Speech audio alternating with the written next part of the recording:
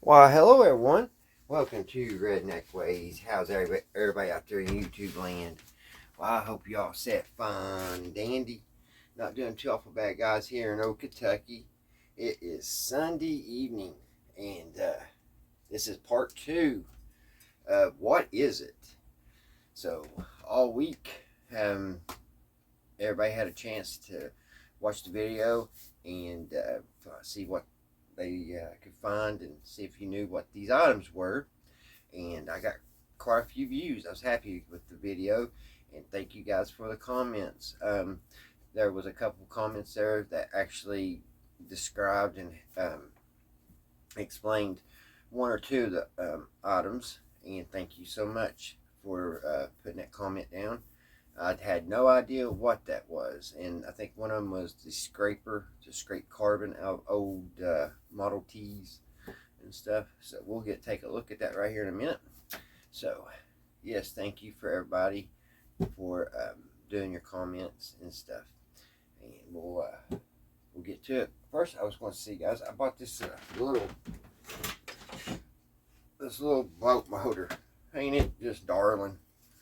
That's a little tiny little troll motor. I think I paid about $15 for it.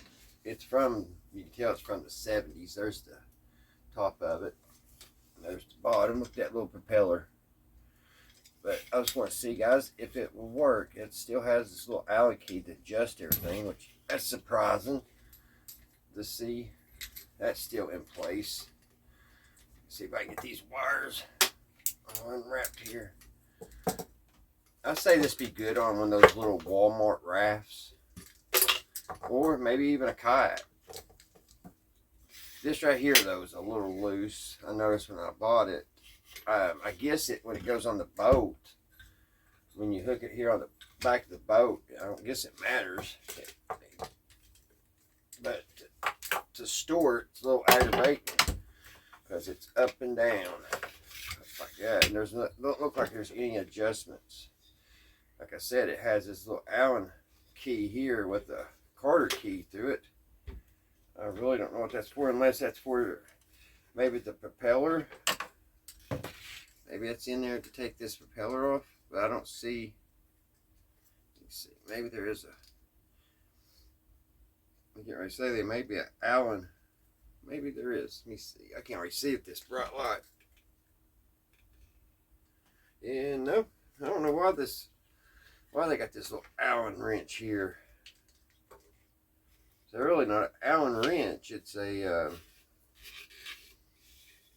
I'm not for sure. It's not an Allen wrench. It's round. Oh well, maybe I figured it out. It has a little collar here that you can adjust. Very simple. Very simple. So let's see. I'm gonna see if it works. Let's set this here on the table. See, it just flops around so crazy. It's hard to do anything with. Hopefully it'll sit there. That's just a plastic propeller. Don't want that to break. I got my jump box here. Let's get it. And hook some juice to it. Let's see, here's the positive. Got the positive. The ground.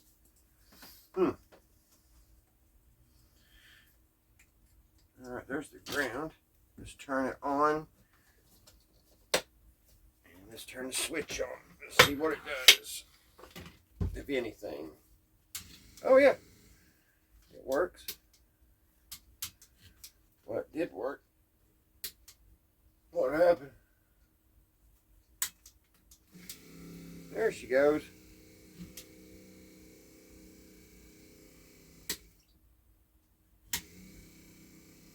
Runs pretty good.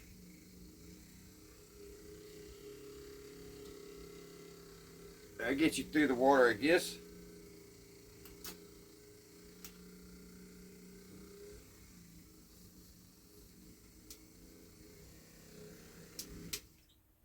It's got a little squeaker at the end. Cool deal. It works. kind of surprising. I want to have to look and see if there's any way I can grease it, because it has that little squeaker at the end. So I'll definitely do a little maintenance on it before I take it out on the water, because I was going to take it out just to have in the boat for backup in case my big troll motor goes kaput, because it's hard to fish without one. Let me wrap this around, guys, and we'll get to the video. Stuck on here. All right. Put it over there so it don't fall. All right, guys.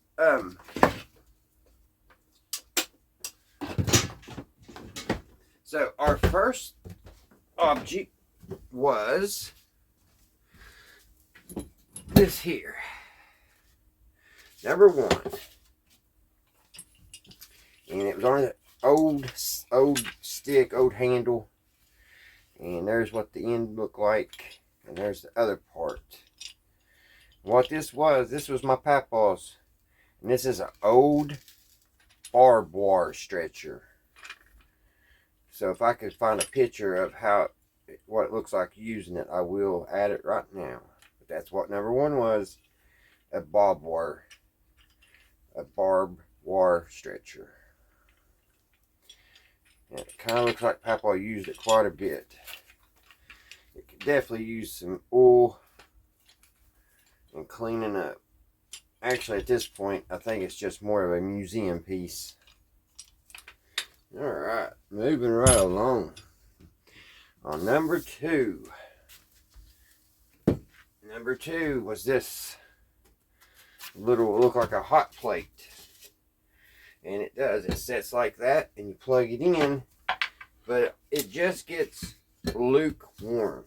And me and my dad couldn't figure it out. He's like, there's no way, because we thought you could cook on it. That's what we thought it was for. It was a hot plate.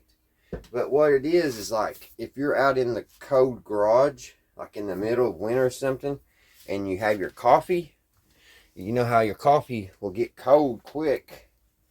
It's what this is made for. It's a coffee warmer. Keeps your warm beverages warm. Ain't that something? Back in the day, back in the 30s, they thought of everything. Well, not just the 30s, but you know what I mean. So, neat. Number two was a coffee warmer, or a warm beverage warmer. That's what number two was. Number three. Three was, I thought, was going to be the easiest one. And I haven't checked the comments for a couple of days, so somebody may have got this. But number three is a valve tool.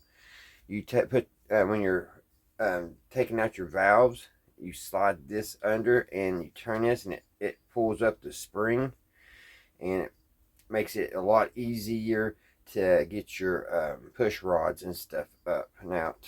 And then installing, also, you put your valve and spring in here, and you can, push it up and collapse them down so you can fit them back into the top of the cylinder, the head. So that's what that was. That's a valve tool. And I say it probably worked on the old Studebakers Model A's right in that time period, because a lot of these tools was from a mechanic, from a backyard mechanic, shade tree mechanic from back in the 20s and 30s and 40s that owned a old Studebaker and a Model A. So actually, I got a picture of him, and this was his tool. So let me swing over here and grab Mr. Carroll's picture, and he's actually standing in front of his Model A. That's who a lot of these tools I'm showing you belong to today. Yes, belong to. Alrighty. So that was number three. Number four. Now this is, somebody did get this in the comments. I had no idea. And it's called a plum carbon scraper. And Dunlap and other manufacturers made this tool. But it's made to scrape carbon out of the cylinders and stuff out of old Model Ts and Model As, and I'll show some pictures of some of those engines that they had to scrape. But I guess they would put that down. I tried to find a video to show how this was used, because I don't know how they got down inside there unless they took the whole head off. But yeah, evidently those cars carved up really bad. I guess it was the type of fuel back then, because fuel wasn't, you know, as great as it is now. Well, it's not that good now either, where they add all them additives and everything and make the plastic lines just disintegrate. But anyway, I don't really know how they got down in there to scrape the carbon, but they did, and that's what that was. It's called a plum carbon scraper. Alrighty, so that's what that was, number 4. Alright guys, now for the mystery person that we showed, to see who that wonderful, beautiful woman was, and here's a picture of her. That was Hedy Lamarr. She was an actress back in the 30s. She was born November the 9th, 1914. She was a Hollywood actress, and also she was she pioneered in the basis of Wi-Fi, Bluetooth, and GPS. Can you believe that? Back in the 1920s and 30s, they was already starting to work on the Wi-Fi, GPS, and she was a very big part of getting that for us today. And that was Hedy Lamarr, and she was beautiful. Yes, she was. That was our mystery person. All right, moving right along, guys. We have number 5. Now, I didn't know what this was at all. I think somebody got it right in the video, in the comments. I'm not sure. I would have to look it back. But this was we have my glasses on here. It was made for, I guess there was a couple people made it, J.M. MacLord, but this is a spring applying and removing tool. I looked up the patent number, and this was made in 1939, and it's to remove and put on springs. And I had no idea. And also has this weird little cup here, and I'll show you the patent on it right here in the diagram. It's a spring remover and applying and remover spring tool. That's what number 5 was. Alright, right on. Now number 6, guys, is a disappointment to me because I could not find what this was. Maybe we'll let this linger on till the next video, and I'll still do some more research. It does have a knurl up here, so it's got to be a good little tool for them to go through all the trouble putting a knurl on it, because those aren't easy to machine on there, and they're pretty good. Those little it's the diamond patterns. I guess I was watching the thing, and some people call it knurl or knurl. I've always said knurl. So don't have it on this, which I don't think that turns. But yes, I was not able to find out what this was. So maybe when you guys, you just watched this video and seen this, and you know what it is, and you can put it in the comments. Well, alright guys, I hope you all had fun with this. I'm going to, it'll be maybe a week or two. I got to come up with some more odd tools to make the next video. But I definitely going to make another one. I was tickled to death with all the people that watched it. Thank you all so much for viewing it. And thank you guys for subscribing. I had a couple subscribers. Like I was saying in the last video, I want to try to make 1,000 subscribers by the end of the summer. That's just a goal. Just a goal I set for myself, and I like to see come true. So, and I appreciate all my subscribers that have subscribed. Thank you all so much. I sure appreciate it, guys. And I hope you all had a great weekend. You all have a great Monday. And until the next one, guys, I'll see you right here at Redneck Ways. You guys have a great week coming up, guys. I think it's supposed to cool off a little bit. So, hopefully it won't be as hot as it was last week. Because last week, it was horrible. Do you all, who remembers this? I know if you're my age, you remember Camel Cash. You remember that? We'll take a second, kind of look through this real quick. When I was getting ready to set up the camera for the video stuff, I noticed this sitting over on the shelf. I got it a while back, but let me bring the camera over here and we'll take a little peek at some of the stuff you could get with Camel Cash back in the 90s. Alrighty. Now, yeah, back, I don't even think they have Camel Cash anymore. But for the younger guys that might be watching, and gals who watch this video right now, if you don't know, Camel Cash was, you would get it in every pack of cigarettes. It looked like a little piece of, looked like a paper money, and it just said one Camel Cash or something like that, one C note or something in that aspect. But you could get you a, I guess that was a Zippo holder.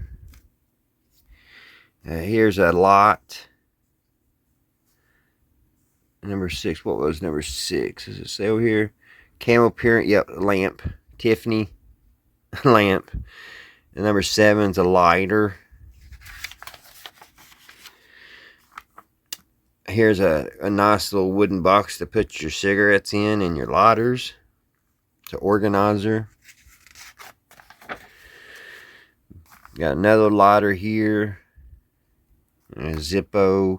Got a Camel ashtray. Another Camel lighter. A little porcelain cigarette holder.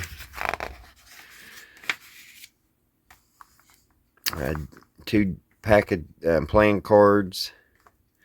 A little cigarette case. T-shirts. A flask. I think it's matches. The unmatched.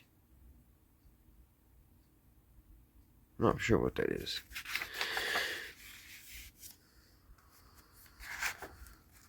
Get you a Camel watch. Some more Zippos. Some coffee cups. A lava lamp. We all had a lava lamp back in the 90s. I think they're still kind of popular. More lighters. Sandbag, ashtray. I like those because those set anywhere you put them. They kind of set there. They form with the surface. There's old Joe the Camel. This is all the advertisement we saw, guys, back then. This is when they really cracked down because they said that Camel at the cigarette company was trying to get kids, advertised for kids. I just think it was really neat looking. You know, I think it's probably just as many kids are vaping nowadays than back in the day that we had Joe Camel. Just one of those things. But yeah, they made it where old Joe Camel had to take a hike. Unfortunately.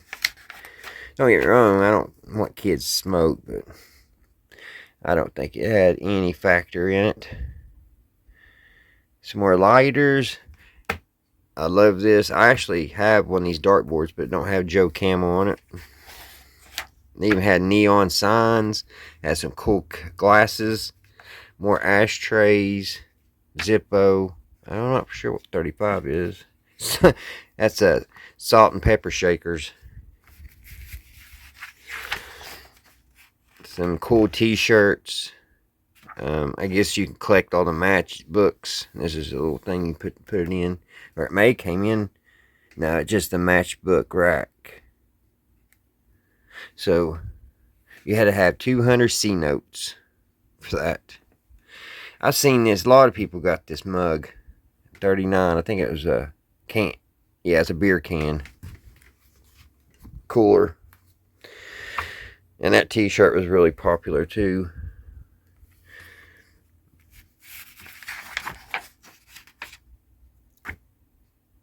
Some martini glasses and shakers. Or shaker. Some more lighters, shot glasses. I guess that's a flashlight. Another t-shirt. They had all kinds of cool stuff. Which I think Marlboro still kind of does have this, but you got to be like a club member. But I don't think Camel still carries any type of merchandise like this. I could be wrong. I don't think so. And here's where you fill out what you want after you save all your C notes. And you just send in your order. And that was part of the 90s, guys. Alright, guys. Until the next one, I'll see you right here at Redneck Ways. Bye, guys.